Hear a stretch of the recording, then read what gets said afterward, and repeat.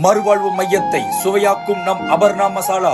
பாசமிகு உறவுகளுக்கு வணக்கம். குடிபோதை மறுவாழ்வு மையத்துக்கு வந்திருக்கோம். அவங்க நம்ம ரெகுலர் கஸ்டமர் தான். அவங்க எப்படி இருக்குன்னு சொல்லி நம்ம மசாலா எப்படி இருக்குன்னு சொல்லி அவங்களே சொல்லுவாங்க. வணக்கம், என் பேரு மித்ரா. நான் கோஆர்டினேட்டரா இருக்கேன்.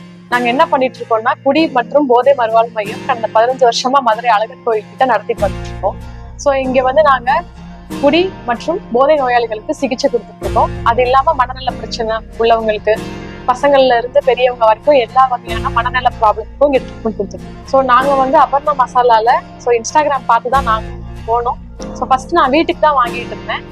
அப்புறம் வந்துட்டு பாத்தீங்கன்னா டேஸ்ட் நல்லா இருந்துச்சு. சரி, ஏன் நம்ம இன்ஸ்டியூட்டுக்கும் நம்ம பேஷண்ட்ஸ்க்கும் ஏன் நாங்க ஃபுட்டு 3 வேளையுமே நாங்க தயார் பண்றோம். ஸோ ஆள் வச்சு சமைக்கிறோம். ஸோ அப்படின்றப்போ குவாலிட்டியா இருக்கு, கலப்படம் இல்லாம இருக்கு. அப்படின்றப்போ சரி, ஏன் இதை நம்ம இன்ஸ்டியூட்டுக்கும் வாங்கக்கூடாது அப்படின்ற மாதிரி நினைச்சு ஸோ கடந்த ஒரு 7-8 மாசத்துக்கு மேல இவங்க கிட்ட தான் ரெகுலரா வாங்கிட்டு இருக்கோம்.